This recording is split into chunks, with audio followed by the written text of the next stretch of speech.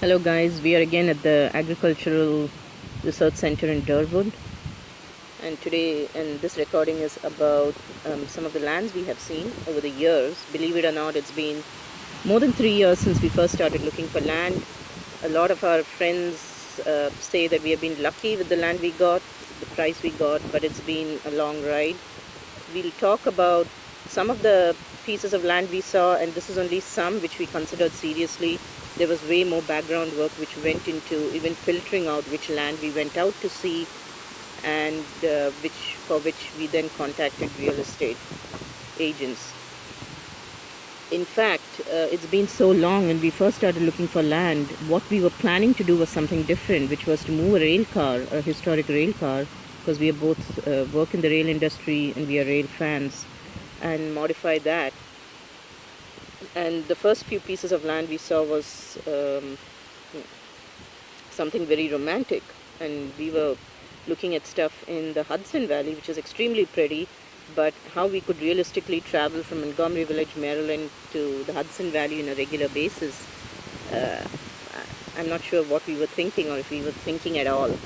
Then reality struck, and then we started looking at West Virginia, which is a sweet spot for lower prices, ease of permits, less restrictions, at the same time relatively cheap land, and maybe an hour and a half of driving.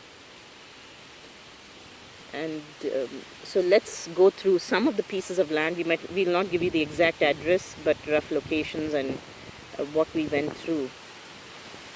And also why we rejected them, I suppose. Yeah. The first one we can talk about is in West Virginia. This was about a 12-acre lot. So it already had 2 houses on it. The original owner was selling both the land and the houses together.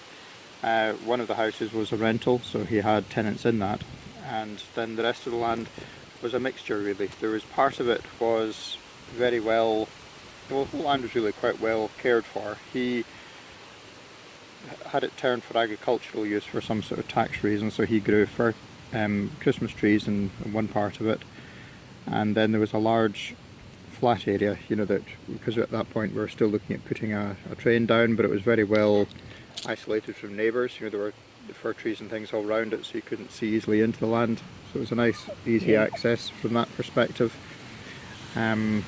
But the problem was, this was not just the cost of buying land. This involved a full-fledged mortgage payment because there was a house, and we were hoping to rent out the house. And then, of course, we found out that it's not a area where we can rent easily. And there was also the issue of taking the rail car through the front where the house existed to the back of the land where we could actually put the rail car. Can you pause it? Sorry about that. Miss Patch is here, who we are fostering. Had some issues with a passing dog.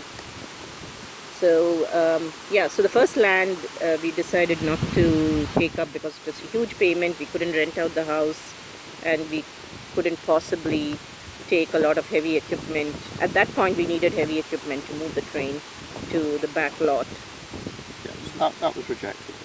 Then we found another site in West Virginia. It was on Raven Rocks Road. It was quite near Bealsville, Yeah, Bealsville in West Virginia.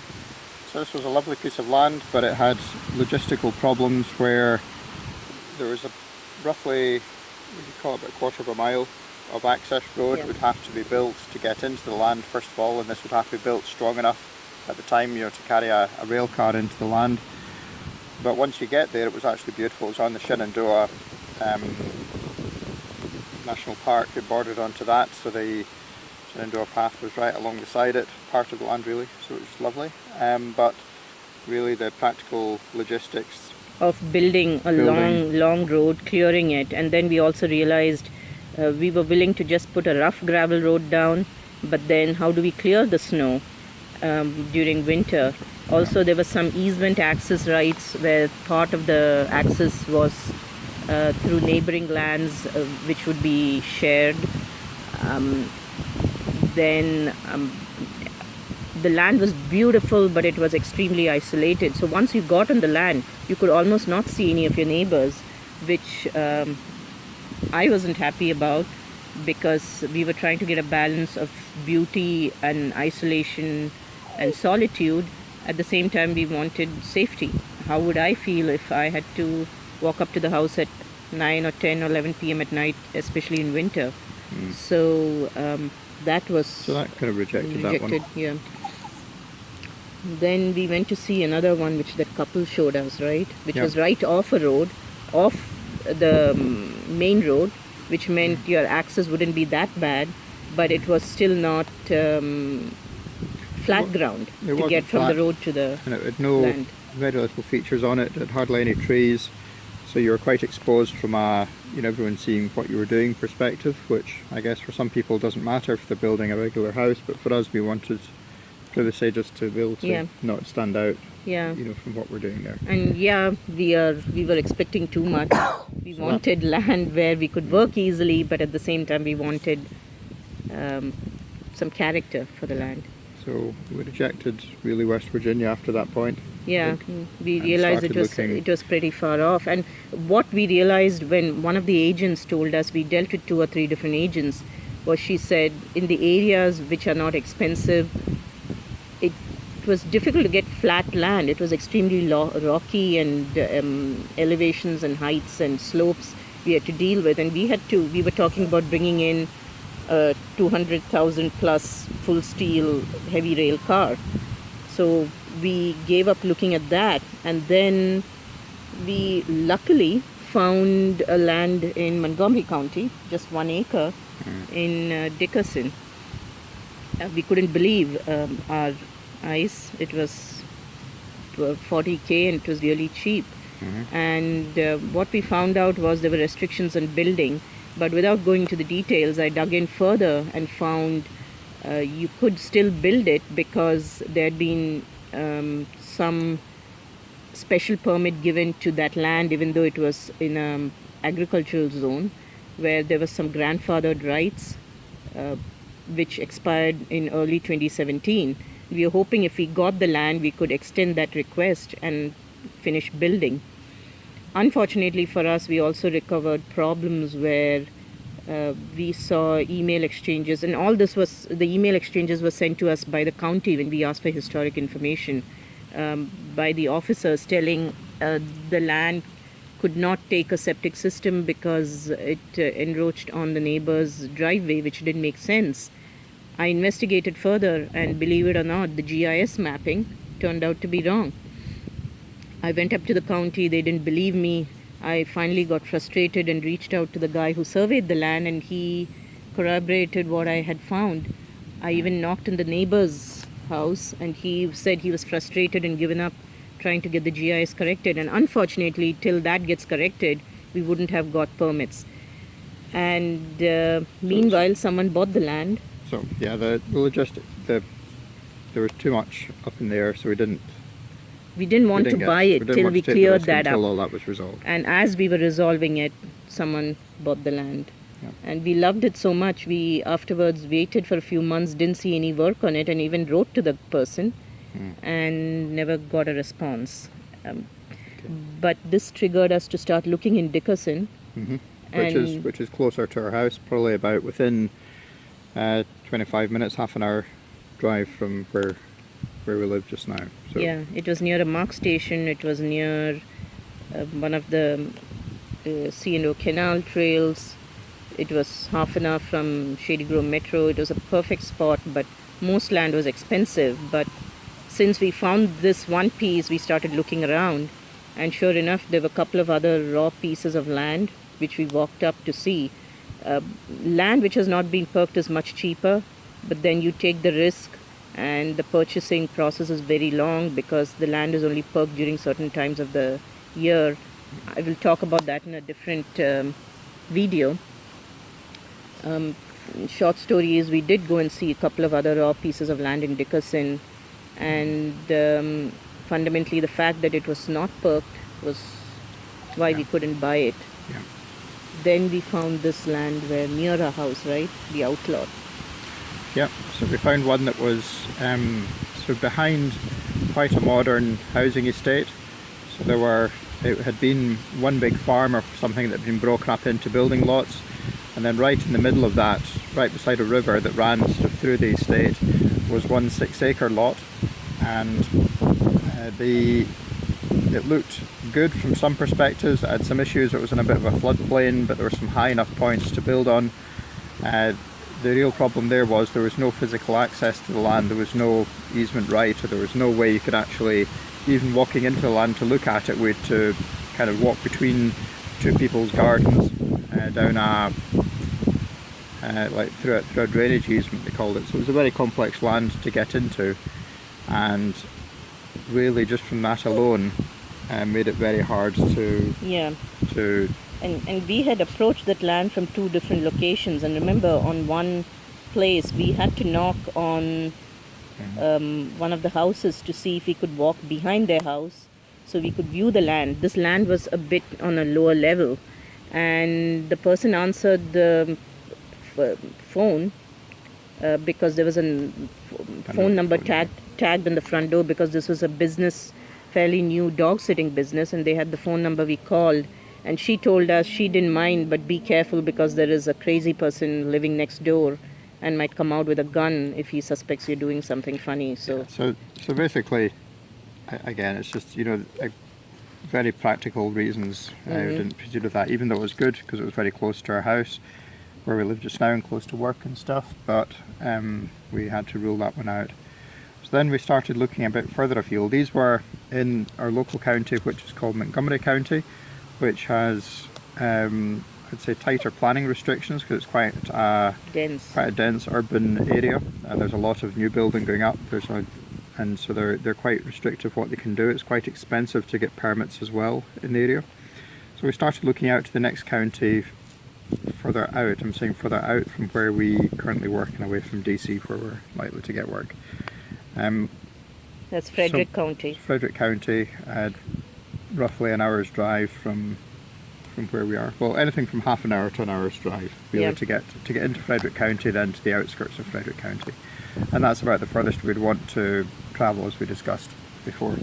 So we found one lot. We just found a few lots there. One that was quite a hopeful one was on a bit of a slope, but quite an interesting plot.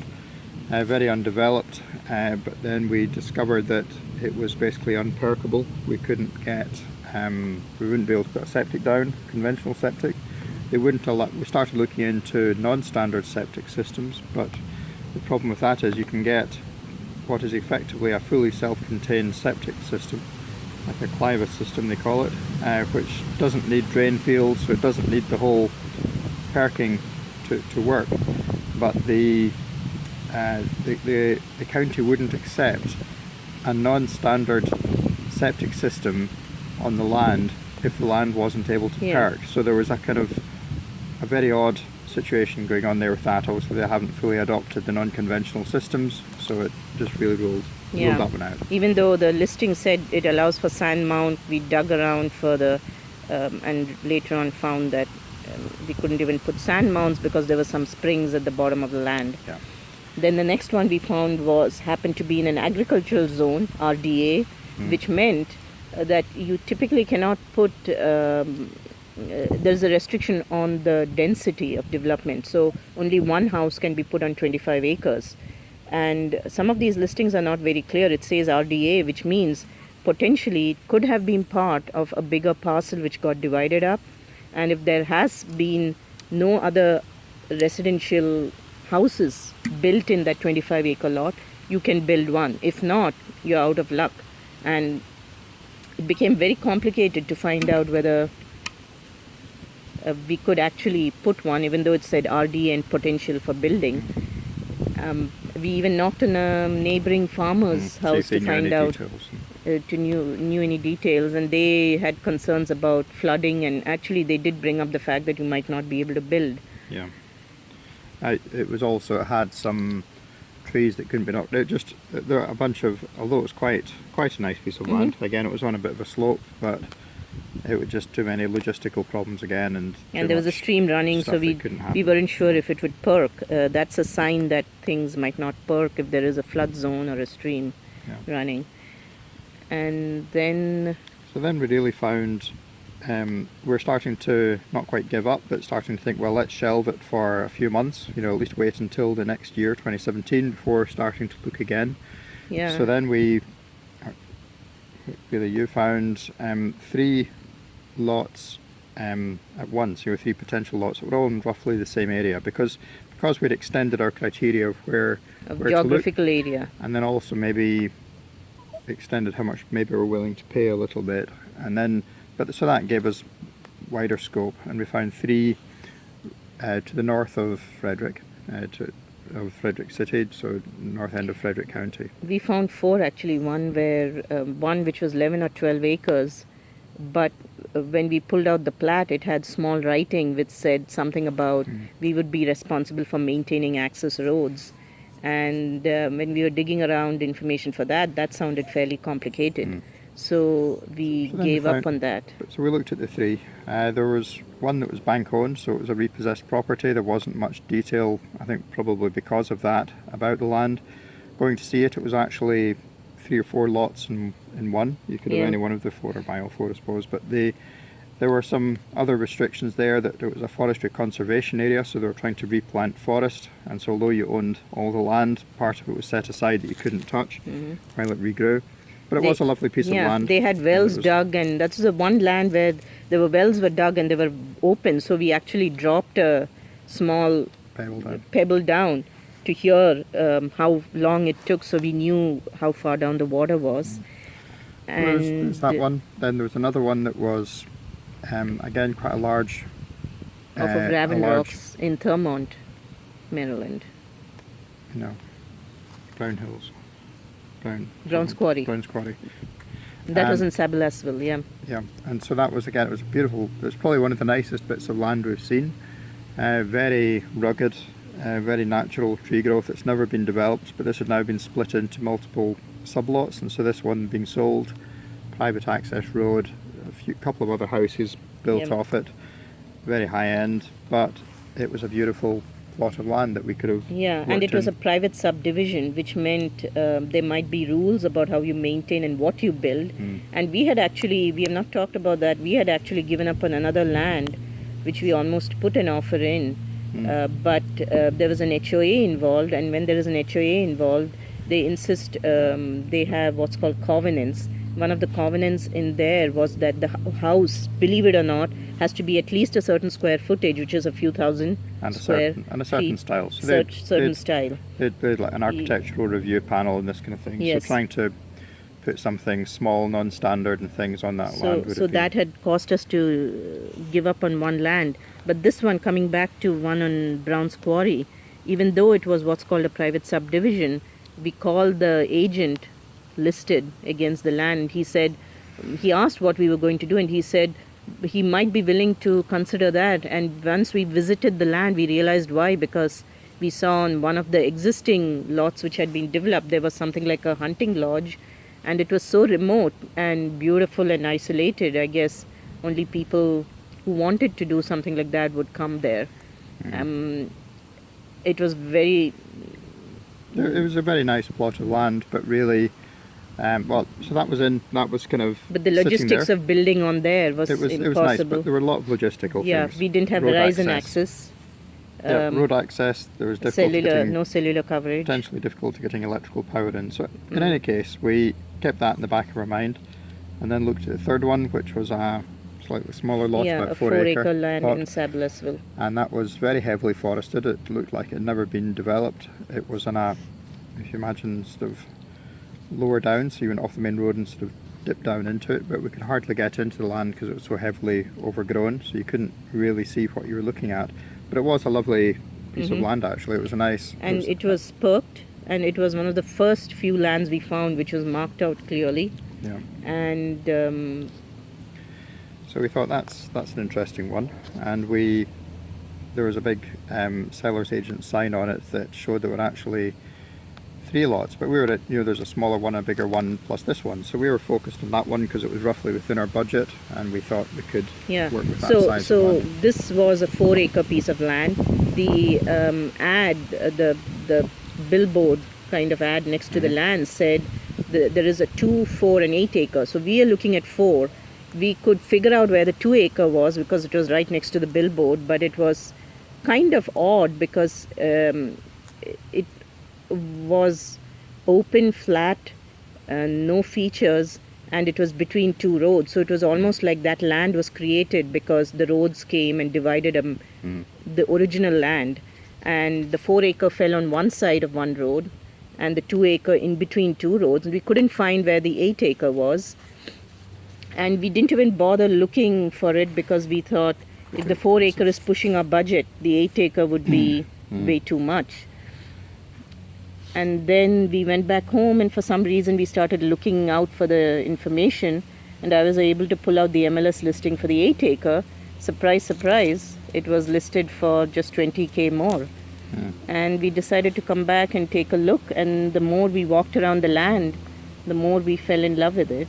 Because you have a set of criteria for acceptance. We'll talk about that in another video, but if you imagine sort of going down a checklist of either dropout criteria or things that you're definitely looking for in a piece of land, and where we hadn't managed to do this very successfully before, there was always a lot of compromise. This one actually had so much going for it, and like I say, we'll not talk about that just now, but this really did so many things that we were looking for. Example Grace mentioned before about having people being close to civilization but being isolated from it was nice. Good connectivity, power running right beside land, so many things. And so that's where we...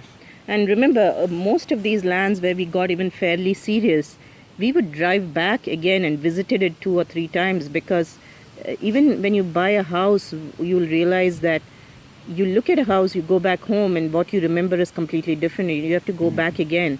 Land makes it even more difficult, especially when we are not used to living in land with rugged trees, and it doesn't register, the kind of trees and how it looks. There are kind of features of the land that you don't know what to look for. Yeah, and the sense, what it gives. So every land we talked about had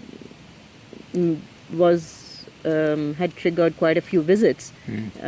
Same for this land. We went back quite a few times to take a look at it before we contacted the seller's agent. Contacted the seller. So this one, again, maybe differently to some of the other ones, we actually didn't use a buyer's agent. We decided to do it ourselves, and we'll go into that in another video, the whole agent process, the buying process. But we just put the offer in, did the paperwork ourselves, and put the offer in, which was accepted, which was good. Yep. Stop. Mm-hmm.